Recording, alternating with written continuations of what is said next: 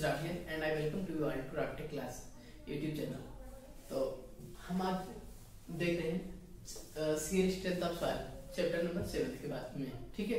तो अभी तक हमने क्या देखा था, कोहेसिवनेस और एंगल ऑफ फ्रिक्शनल रेजिस्टेंस देख रहे थे, ठीक है।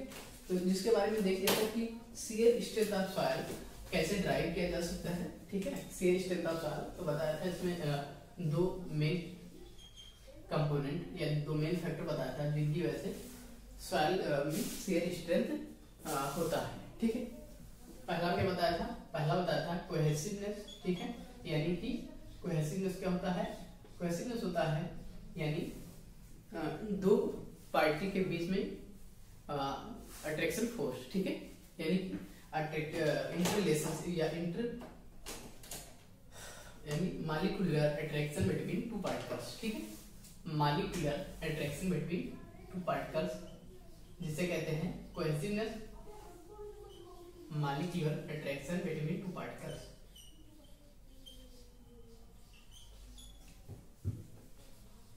बिटवीन पार्टिकल्स, सॉइल पार्टिकल, जिसे हम कोहेसिवनेस बोलते हैं, सी से डिनोट करते हैं। बताया था कोहेसिवनेस होता है यानी ससंजकता, ठीक है। सेकेंड वन बताया था कि फ्रिक्शनल रेजिस्टेंस बिटवीन पार्टिकल्स, यानी कि सॉइल पार्टिकल के बीच में फ्रिक्शनल रेजिस्टेंस, ठीक है। Frictional resistance, frictional resistance between particles जिसे डिनोट करते हैं फाई से। इसके बारे में देख लिया था कि अगर फ्रिक्शनल रेजिस्टेंस बिटवीन पार्टिकल, ठीक है, इसे फाई से डिनोट करते हैं। इसे बोल सकते हैं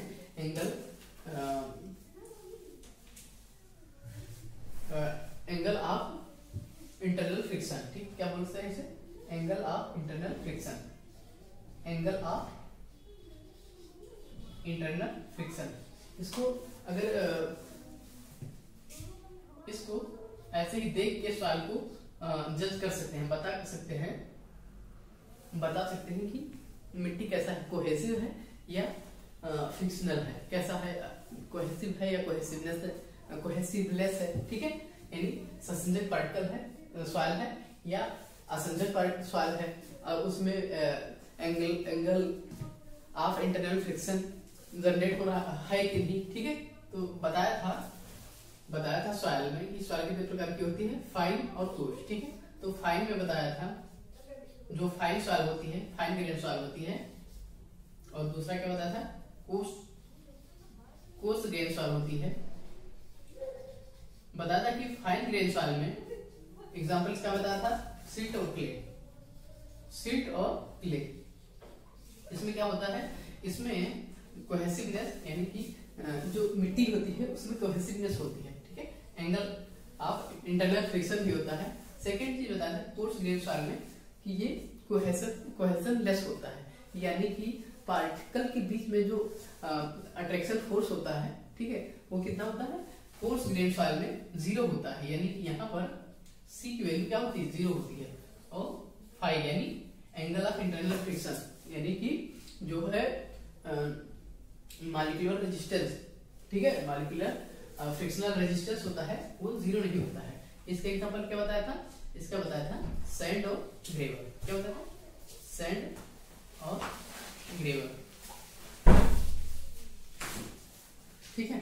सिल्ट और क्ले बताया था फाइन ग्रेन सॉइल के लिए, और कोर्स ग्रेन सॉइल में बताया था सैंड और ग्रेवल। अब यहाँ पर देखने वाले हम आगे कोहेसिवनेस के बारे में। इसके बाद में मोहर सर्कल के बारे में पढ़ लिया था, ठीक है। मोहर सर्कल इन चीजों पे डिपेंड करता है, कोहेसिवनेस पर और एंगल ऑफ इंटरनल फ्रिक्शन पर, ठीक है, एंगल ऑफ इंटरनल फ्रिक्शन पर। मॉलिक्यूलर जो मोहर सर्कल देखा था उसका फार्मूला क्या था, मोहर सर्कल, मोहर कूलॉम थ्योरी डिपेंड करता है किन चीजों पर, कोहेसिवनेस और एंगल ऑफ इंटरनल फ्रिक्शन पर डिपेंड करता है, ठीक है, जिसे हम डिनोट करते हैं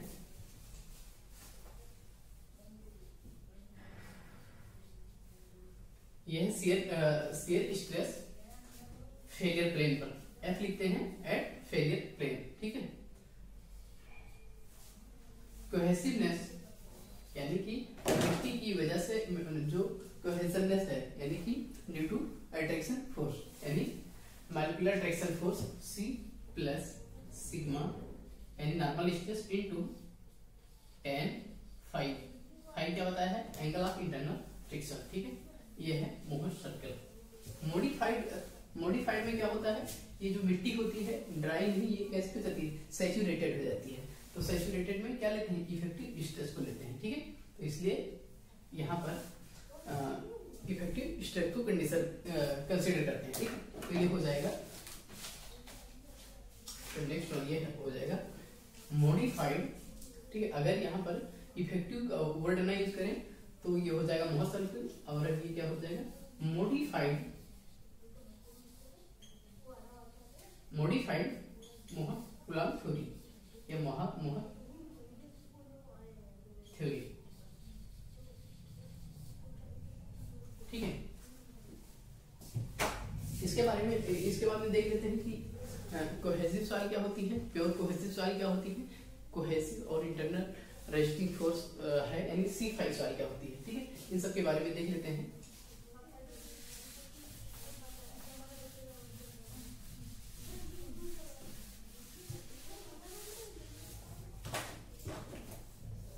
ये है नॉर्मल स्ट्रेस, ठीक है, और ये है शियर स्ट्रेस। इसमें ग्राफ देखेंगे, अगर कोहेसिव सॉइल है यानी जहां पर C प्रेजेंट है, ठीक, तो ये C हो जाएगा। उसके बाद ये एंगल ऑफ इंटरनल फ्रिक्शन, और ये क्या है फेलियर इनवेलप या फेलियर इनवेलप।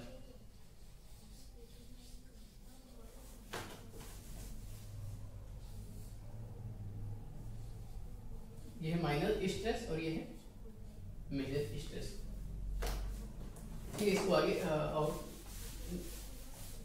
अच्छे से देखने वाले हैं, ठीक है। नेक्स्ट टॉपिक अपना है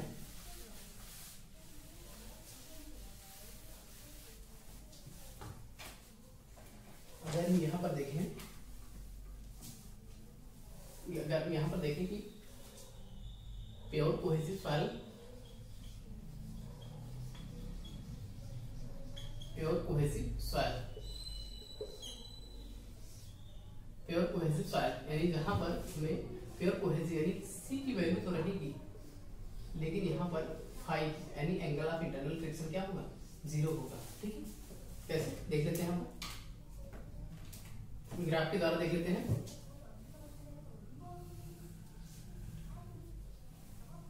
यहाँ पर प्योर कोहेसिव सॉइल है यानी कि केवल 5, यहाँ पर 5 जो है एंगल जो बन रहा था यहाँ पर अभी तक, ठीक है। C तो प्रेजेंट है, ठीक है, कुछ वैल्यू होगी ड्यू टू कोहेसिवनेस की वजह से, ठीक है, यानी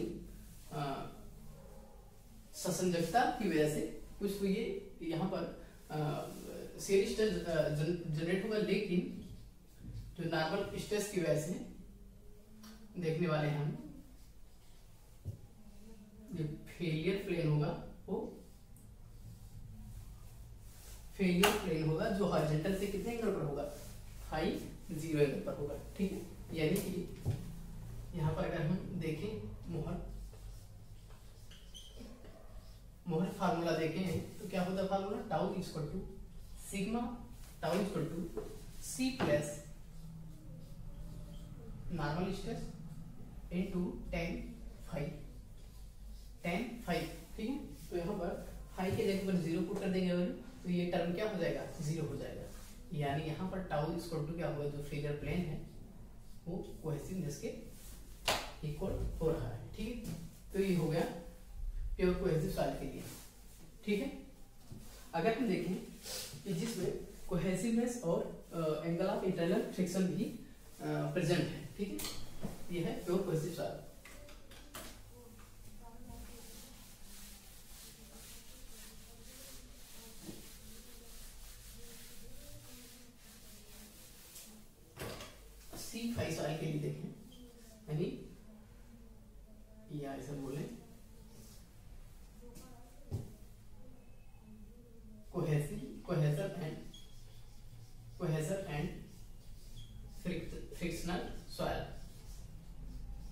फ्रिक्शनल सॉइल यानी C5 सॉइल। यहाँ पर हम देख रहे हैं अगर यहाँ पर C5 यानी दोनों यहाँ पर जो कोहेजननेस भी है और जो अट्रैक्शन पार्टिकल के बीच में अट्रैक्शन फोर्स की वजह से शियर स्ट्रेंथ प्रोड्यूस हो रहा है वो भी अवेलेबल है। ठीक है, तो इसके लिए अगर हम देखें डायग्राम, ठीक है, या मोहर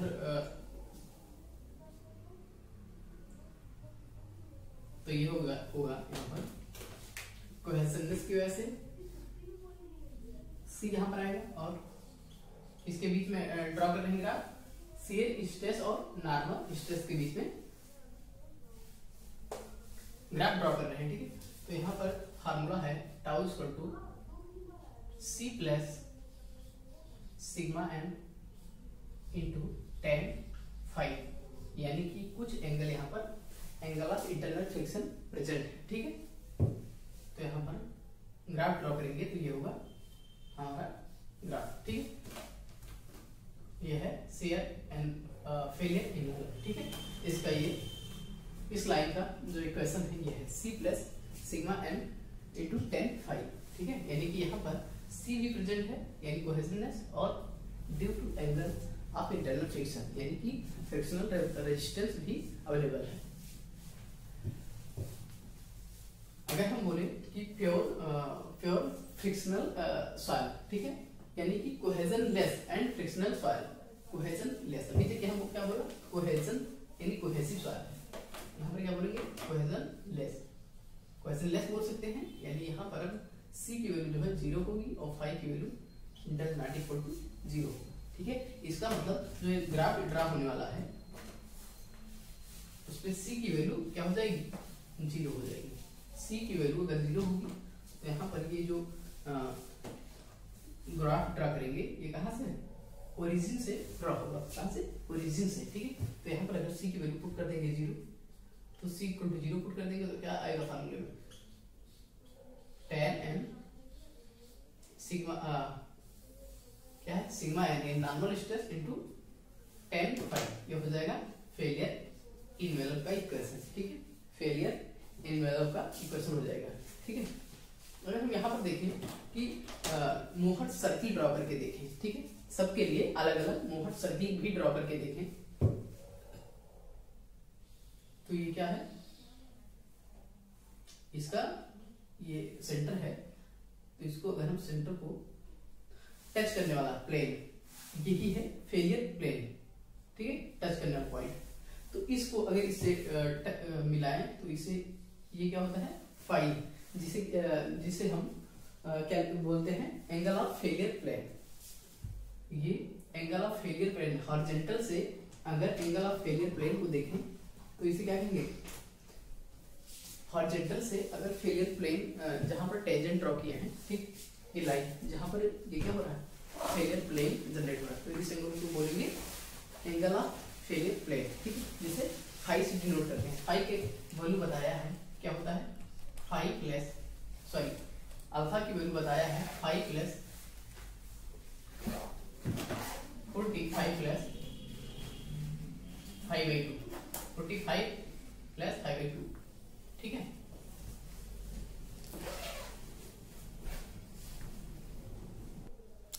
तो यहाँ पर हम तीनों सवाल को, ठीक है, एक है कोहेसिव एंड फ्रिक्शनल कोहेसिव,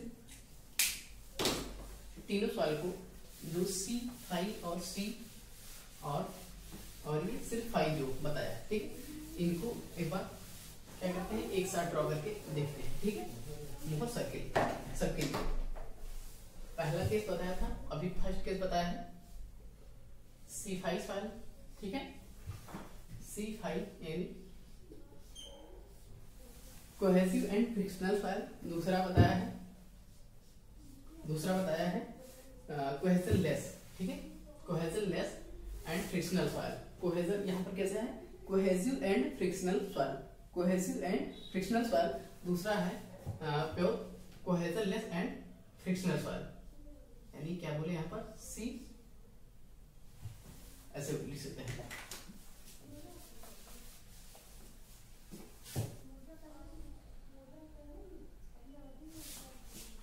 ऐसे लिखें फ्रिक्शनल कोहेसिव सॉइल, ठीक है, जिससे फ्रिक्शनल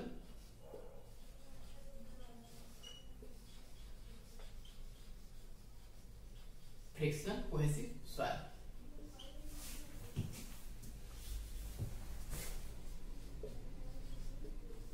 फ्रिक्शनल, नेक्स्ट वन है फ्रिक्शनल कोहेसिव या कोहेशनलेस सॉइल। नेक्स्ट वन है, ठीक है, नेक्स्ट वन है pure cohesive soil. Pure cohesive soil, pure cohesive soil यानी कि यहाँ पर प्योर कोहेसिव है, यानी सी तो है प्रेजेंट लेकिन फाई की वैल्यू क्या है, 0 है, ठीक है। नेक्स्ट वन है फ्रिक्शनल, यानी फाई प्रेजेंट है बट कोहेशनलेस है, यानी सी की वैल्यू क्या है, 0 है, ठीक है। नेक्स्ट वन है फ्रिक्शनल कोहेसिव सॉइल, यानी सी भी प्रेजेंट है और फाई, जिसे हम जनरली सी फाई सॉइल बोल देते हैं, ठीक है, यानी कि सी की भी वैल्यू है, यानी कोहेसिव भी है और फाई भी मौजूद है, ठीक है। अब सबके लिए अलग अलग मोहर सर्किल भी ड्रॉ करके देख लेते हैं, ठीक है। अगर यहाँ पर फ्रिक्शनल कोहेसिव सॉइल को देखें, ठीक है, यानी सी फाई सॉइल को देखें,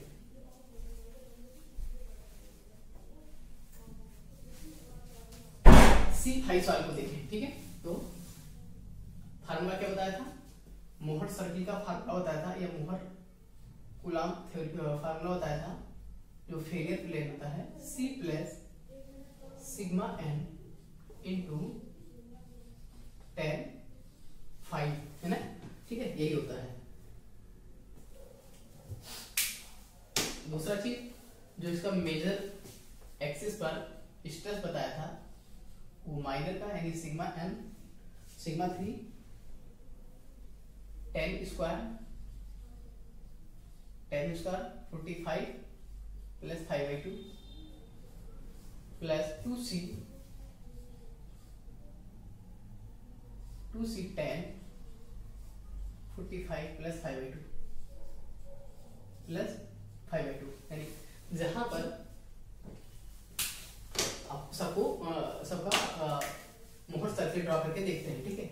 यहाँ पर C5 जिसको हम लेक्चर के स्टार्ट होते ही देखे थे कि मोहर सर्किल क्या होता है, ठीक है, मोहर इक्वेशन क्या होता है, C भी प्रेजेंट है, फाई भी, यानी C को कहां ड्रॉ करोगे, यहाँ किसके बीच में ड्रॉ कर रहे हैं इक्वेशन या graph, normal stress versus shear stress, normal stress versus shear stress, ठीक।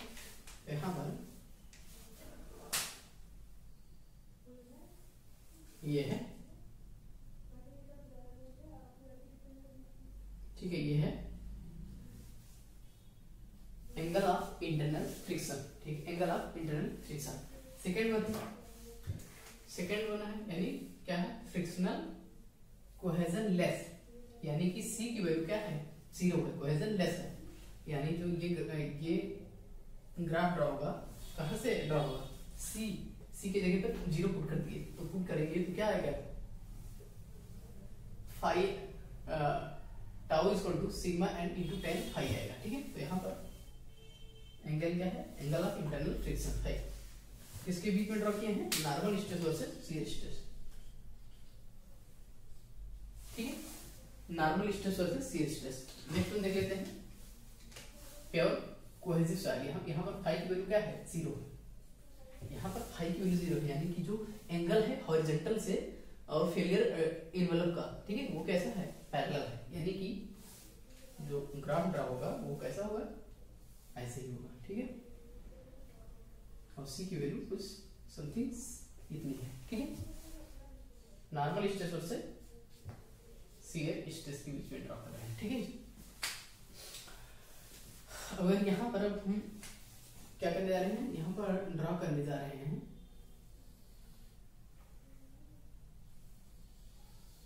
यहाँ पर ड्रॉ कर रहे हैं मोहर सर्कल, ठीक है, ये यहाँ पर इसको क्या कर रहा है, टच कर रहा है, ये ग्राफ जो है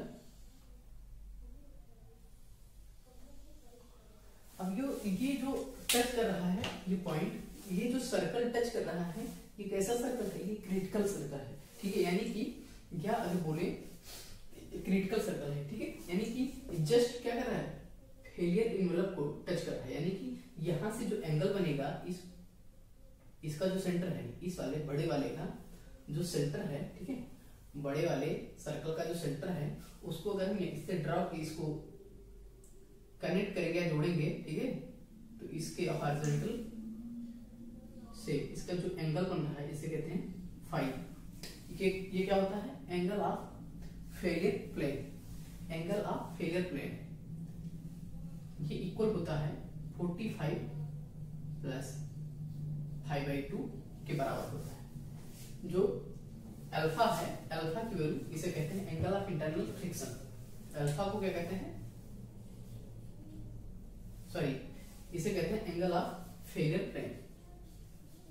एंगल ऑफ फेलियर प्लेन, ठीक है। यानी कि यहाँ जो सेंटर है इसको टच मैच कराएंगे तो क्या होगा, ये अल्फा होगा यहां से। तो यहां पर अगर हम देखें तो ये अल्फा की वैल्यू कितनी होगी, यहाँ पर फाई की वैल्यू, अल्फा की वैल्यू क्या बताया था, अल्फा की वैल्यू होती है 45 प्लस 5/2 होता है, ठीक है, 5/2 होता है। फाई की वैल्यू यहाँ पर 0 है, फाई की वैल्यू 0 है, तो अल्फा की वैल्यू कितनी हो जाएगी, यहाँ पर अल्फा की वैल्यू हो जाएगी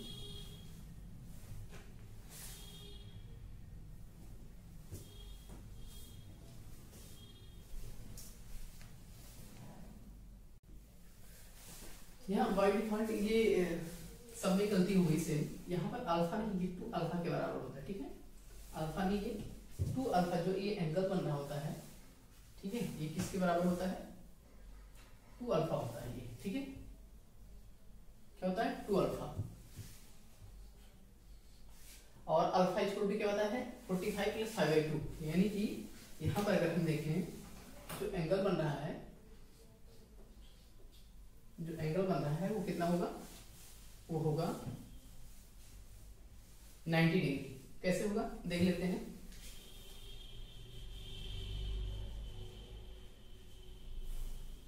और अल्फा की वैल्यू यहाँ पर 45 हो गया, ठीक है, तो यहाँ पर अगर 45, अब यहाँ पर अल्फा की वैल्यू पुट करें 45 तो कितना हो जाएगा, ये 90 डिग्री, जो कि हमको क्लियरली दिख रहा है, ठीक, जो कि हमें क्लियरली दिख रहा है कि ये 90 डिग्री होगा। क्या चीज, ये प्योर कोहेजन सॉइल के लिए, यानी कि ससंजक मृदा के लिए, ठीक है, प्योरली ससंजक मृदा के लिए। और ये कैसा है, ये कैसा सॉइल है, ये है फ्रिक्शनल कोहेजन लेस सॉइल, ठीक, यानी कि असंजक मृदा है, ठीक है, जो कि फ्रिक्शनल है, ठीक है, लेकिन असंजक मृदा है। इसमें कोहेसिवनेस और फ्रिक्शनल यानी रेजिस्टेंस दोनों क्या है प्रेजेंट है, ठीक है। तो ये हो गया। अगर यहाँ पर हम वैल्यू पुट करके देखते हैं सबके लिए, ठीक है, यानी यहाँ पर जो फेलियर इनवेलप बन रहा है वो क्या होगा, टाउ एफ इक्वल टू क्या होगा, C plus sigma n into 10/5, ठीक है, sigma n into 10/5। Next one देख लेते हैं, ये क्या होगा, यहाँ पर ये होगा इसका फार्मूला या इक्वेशन इसका होगा टाउ एफ इक्वल टू सी। तो यहाँ पर क्या है, सी की वैल्यू कितनी है, सी की वैल्यू यहाँ पर 0 है, यही कंडीशन लेस वाला है, ठीक, तो यहाँ पर सी 0 हो जाएगा, तो यहाँ पर सी 0 पुट कर दो और आगे वैल्यू इंटू 10/5 होगा, ठीक है। नेक्स्ट वन देख लेते हैं। अगर हम इसका देखें इक्वेशन, ठीक है, इसकी इक्वेशन देखें तो क्या होगा, सी तो अवेलेबल लेकिन 5 0 है, 5 की वैल्यू यहाँ पर 0 पुट कर दो।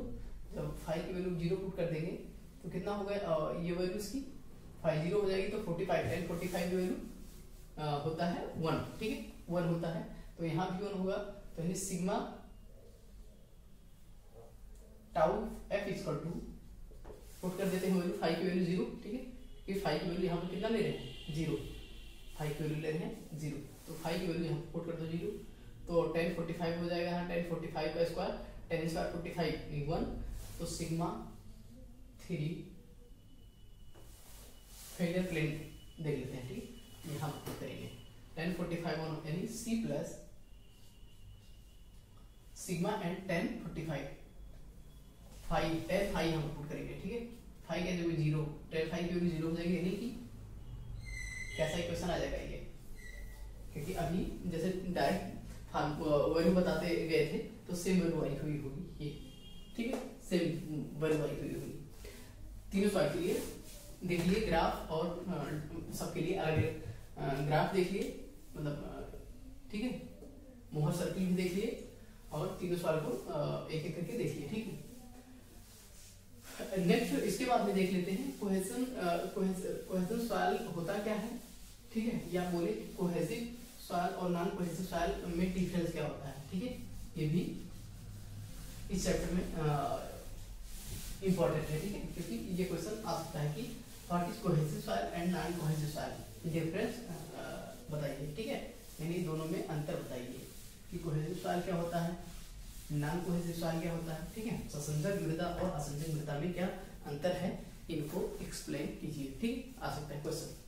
तो देखते हैं इसमें व्हाट इज कोहेसिव सॉइल, लिखेंगे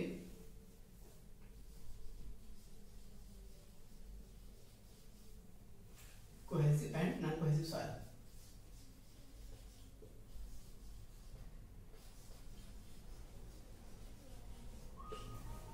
cohesive and non cohesive soil,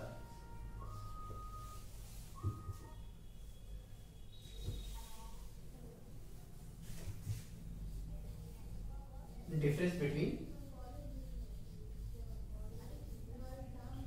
between cohesion and non cohesion soil, cohesive soil, ठीक है, ससंजक और असंजक मृदा में अंतर ये होता है ससंजक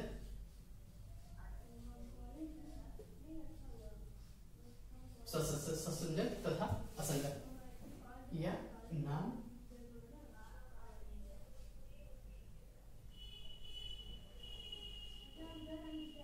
ससंजक तथा असंजक मृदा में अंतर, ठीक है। तो एक साइड कोहेसिव सॉइल के बारे में देखते हैं और दूसरी साइड असंजक यानी नॉन कोहेसिव सॉइल के बारे में देखते हैं। Non cohesive soil, non cohesive soil यानी कि ससंजक मृदा और असंजक मृदा। ससंजक मृदा बताया था अभी तक, ससंजक और असंजक मृदा के बारे में कई बार बता चुके हैं। ससंजक मृदा, ससंजक बल और असंजक बल तो पढ़ चुके हैं, ठीक है, ऑलरेडी, कि क्या होता क्या है।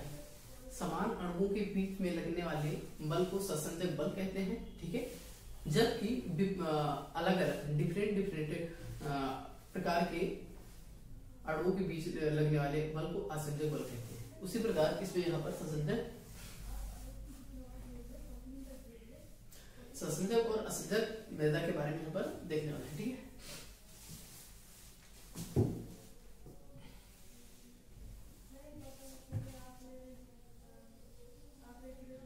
कोहेसिव सॉइल वो सॉइल होती है, ठीक है, ससंजक मृदा वो मृदा होती है जिनमें पार्टिकल्स जो होते हैं वो एक प्रकार के होते हैं, यानी सभी जो पार्टिकल्स होते हैं वो सेम होते हैं या एक प्रकार के होते हैं। असंजक मृदा वो मृदा होती है जिसमें कि जो सॉइल होते हैं वो उनके बीच में बॉन्डिंग अच्छी नहीं होती है। ससंजक मृदा में क्या होता है कि उनमें बॉन्डिंग अच्छी होती है और एक प्रकार के पार्टिकल से बने होते हैं।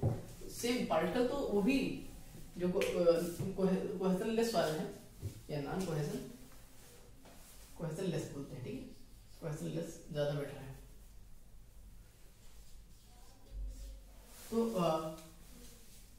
कोहेसिव सॉइल, ठीक है, यानी ससंजक और असंजक मृदा ये होते हैं पार्टिकल्स के बीच में अट्रैक्शन फोर्स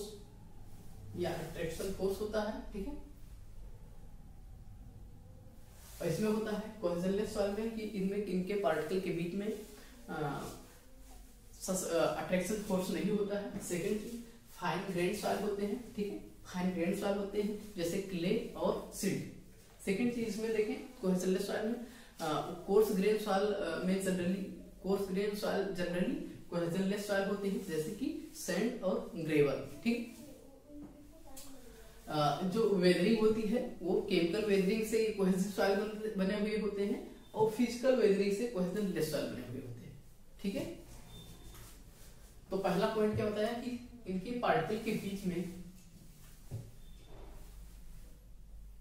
पार्टिकल्स के बीच में अट्रैक्शन फोर्स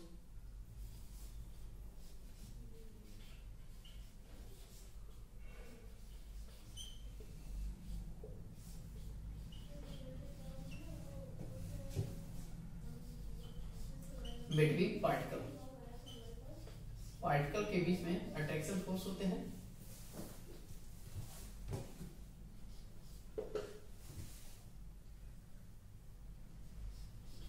यहां पर कोहेसिवलेस सॉइल में देयर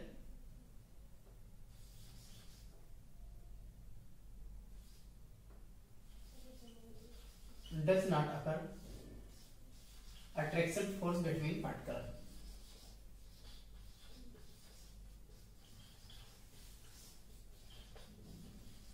between particle, पार्टिकल के बीच में अट्रैक्शन फोर्स नहीं होते हैं। ठीक है, और यहाँ पर पार्टिकल के बीच में अट्रैक्शन यानी आकर्षण बल जो होते हैं पाए जाते हैं। सेकेंड चीज,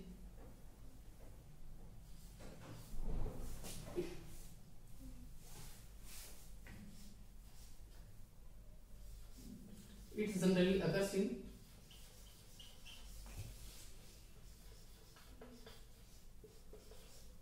फाइन ग्रेन सॉइल, ये फाइन ग्रेन सॉइल में पाई जाती है। ठीक है, फाइन ग्रेन सॉइल में,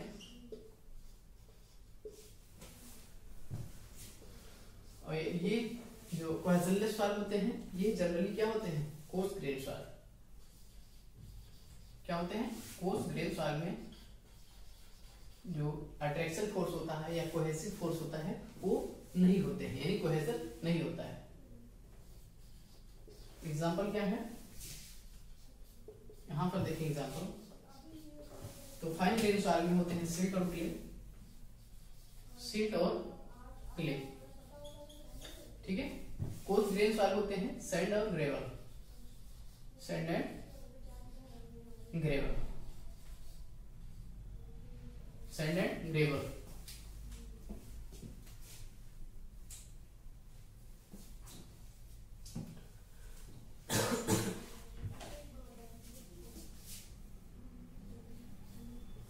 नेक्स्ट वन है केमिकल वेदरिंग से बने हुए होते हैं। जो कोहेसिव सॉइल होते हैं वो केमिकल वेदरिंग की से मिट्टी ये बनी हुई होती है, generated by chemical weathering, by chemical रासायनिक अपक्षय से मृदा बनी होती है। कौन सी, कोहेसिव सॉइल, और नॉन कोहेसिव सॉइल होती है जो वो फिजिकल वेदरिंग से बनी होती है। केमिकल वेदरिंग यानी कि रासायनिक अपक्षय से जनरेटेड सॉइल होती है, कैसे, कोहेसिव सॉइल, और नॉन कोहेसिव सॉइल होती है जो physical weathering, due to physical weathering, due to physical weathering, यानी कि भौतिक अपक्षय से बने हुए होते हैं। ठीक है, नेक्स्ट वन है, इन मृदाओं में प्लास्टिसिटी होती है और इनमें प्लास्टिसिटी नहीं होती। किसमें होती है, ससंजक मृदा में क्या होता है, प्लास्टिसिटी होती है, प्लास्टिसिटी मौजूद होती है, यानी सुघटितता जो होती है। ठीक है, प्लास्टिसिटी मौजूद होती है और इसमें सुघटितता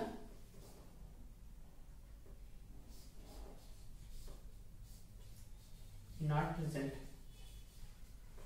प्लास्टिसिटी, क्योंकि बताया था प्लास्टिसिटी क्या होता है, प्लास्टिसिटी यानी कि मृदा के बीच में अगर कोहेसिव फोर्स नहीं होता है तो यानी कि वो बिखर जाता है। ठीक है, वो बिखर जाएगा तो मिट्टी, तो जैसे कि अगर प्लास्टिसिटी प्रॉपर्टी उन्हीं में होता है जो कि जिनमें क्या होता है, पार्टिकल्स, यानी एक जिन गड्ढाओं में क्या होता है, पार्टिकल्स मिट्टी पानी उसमें मिक्स करने के बाद में उनको इजिली क्या किया जा सकता है, किसी भी आकृति में अगर हम बना सकते हैं तो उसे कहते हैं प्लास्टिसिटी प्रॉपर्टी। ठीक है, यानी कि सुघट गुण, सुघट गुण। ठीक है, अगर सुघट गुण नहीं होगा तो उसको किसी भी रूप में या किसी भी फॉर्म में मतलब हम जल्दी बना नहीं सकते। ठीक है, तो इसलिए कोहेसिव सॉइल को ही क्या कहते हैं, कोहेसिव सॉइल, जो होता है, यानी कोहेसिव सॉइल यानी कि जिन मिट्टी के पार्टिकल के बीच में अट्रैक्शन फोर्स होता है उनमें ही प्लास्टिक गुण पाया जाता है, यानी सुगठिता प्रॉपर्टी पाई जाती है, ठीक है। उन्हीं मिट्टी को क्या कर सकता है, इजिली किसी भी फॉर्म में इजिली मोल्ड किया जा सकता है, ठीक है।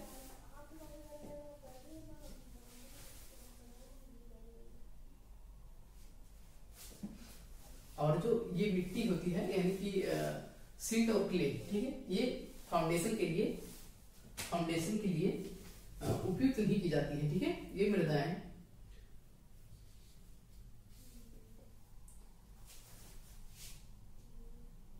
कोहेजन सॉइल यानी कोहेजिव सॉइल ससंजक मृदा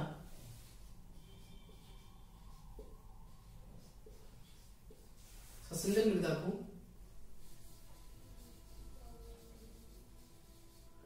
कोहेजिव सॉइल को जनरली फाउंडेशन के लिए ये is not suitable for foundation,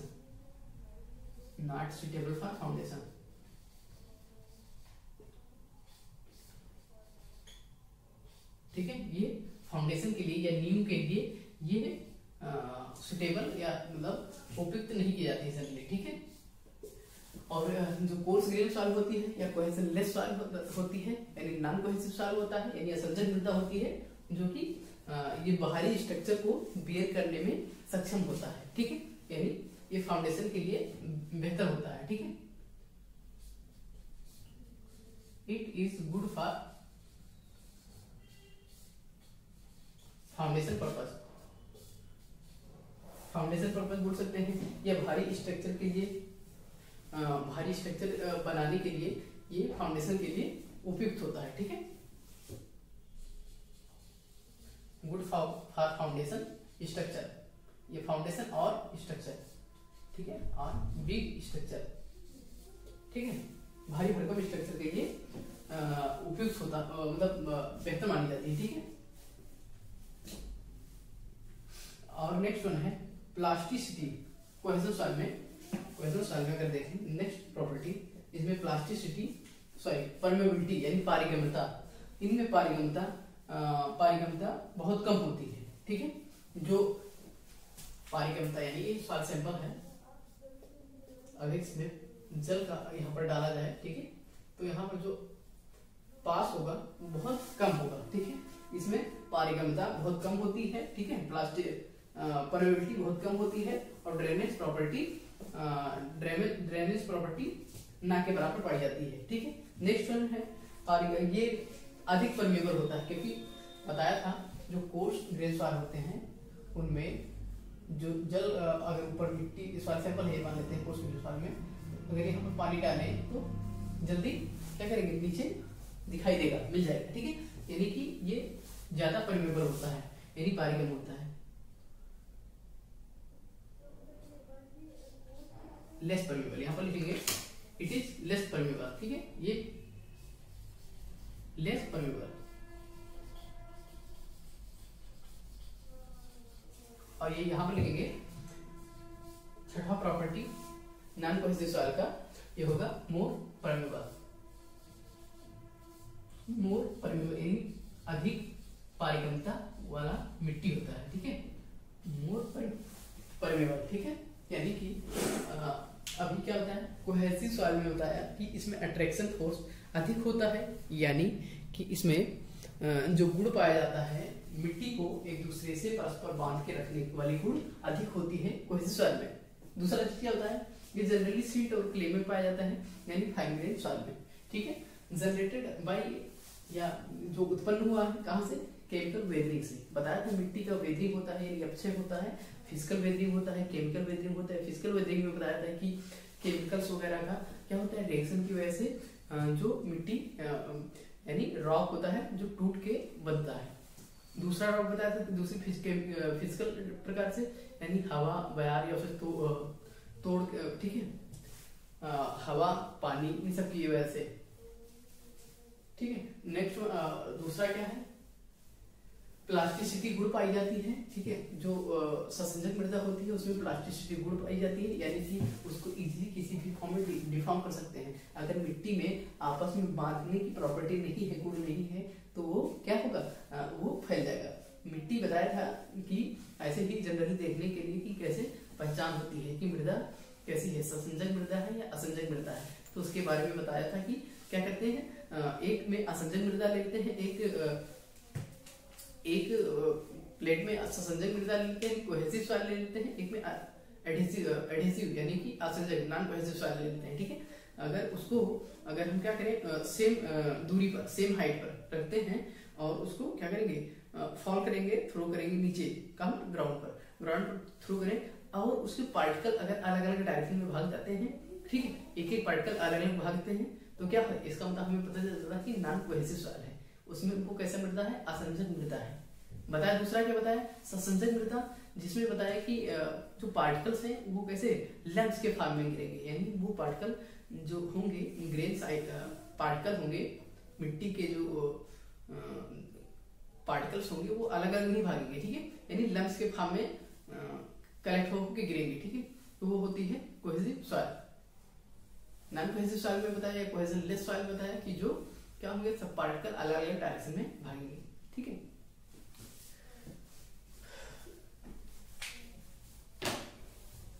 इसके बाद देख लेते हैं कि कोहेजनलेस यानी कोहेसिवलेस और कोहेजन सॉइल देख लिया, यानी संजक मृदा और संजक मृदा के बारे में देख लिया। नेक्स्ट देख लेते हैं कि हमारा जो यहाँ इसमें मेन टॉपिक है, मतलब इम्पोर्टेंट टॉपिक है, ये भी है, ठीक है।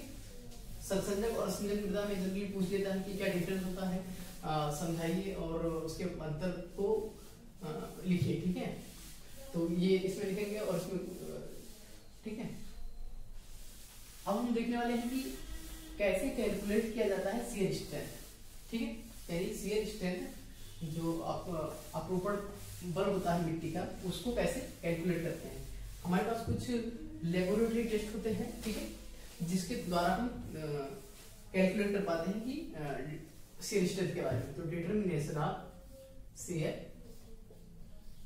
स्ट्रेंथ,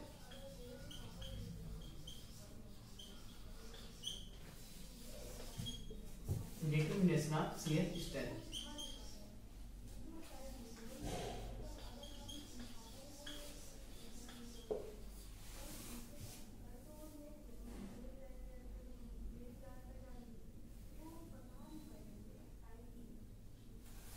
यानी कि अपरूपण सामर्थ्य को ज्ञात कैसे करते हैं, ठीक है। तो इसके हमारे पास 3 मेथड होते हैं, 3 नहीं बल्कि 4 मेथड होते हैं, जिससे कि हम क्या करते हैं, शियर स्ट्रेंथ को कैलकुलेट कर लेते हैं या कर सकते हैं, ठीक है। पहला है, फर्स्ट मेथड है direct shear test, direct shear test,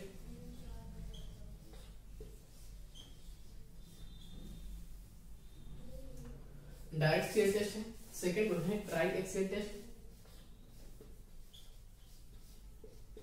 triaxial test. Third one है unconfined compressive test, unconfined compressive test.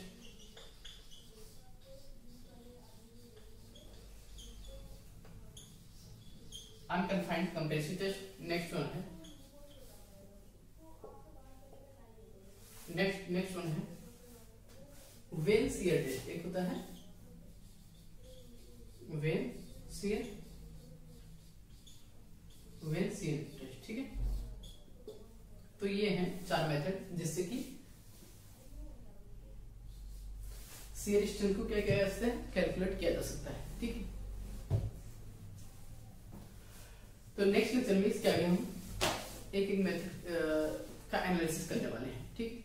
आज के लिए बस इतना ही, थैंक यू।